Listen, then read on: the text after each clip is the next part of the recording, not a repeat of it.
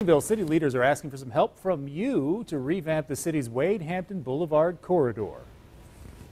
That is a 2-mile stretch between Church Street and Bob Jones University. 7 News reporter Ann Maxwell went to the first public works session today to learn a lot more about exactly what the city's ultimate goal is with the project. So, Ann, what is it?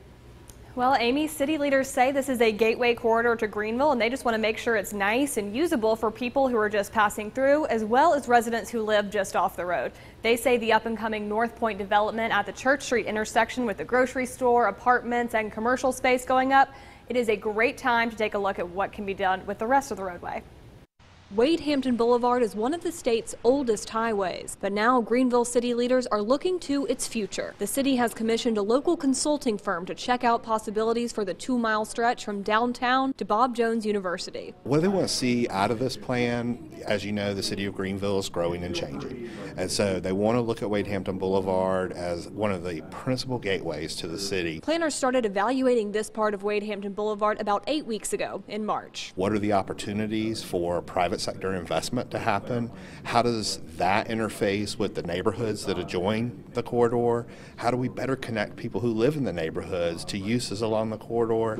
And then what kind of improvements happen on the road itself? But they want the public's input, especially since about 15,000 people live in the neighborhoods surrounding the 2-mile stretch. It actually has experienced about 7% growth in number of households between 2010 and 2018.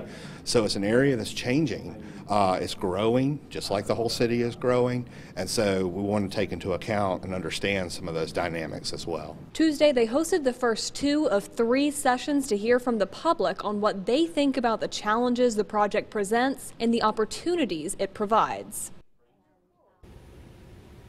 And if you couldn't make it to the meetings today, you can drop in at the first floor of City Hall here in Greenville anytime tomorrow morning between 8 and 11:30. All right, so when will we start to see something actually happening there on Wade Hampton? When will we see some results? That is a great question. I asked that consultant that. He said that they could be providing policy recommendations within the year. He says otherwise it could involve, actually seeing development there. It could involve some infrastructure improvements, raising some capital, or just private developments, and that could take anywhere from 2 to 3 years to possibly longer. Okay, well, stay tuned. We'll see what happens. And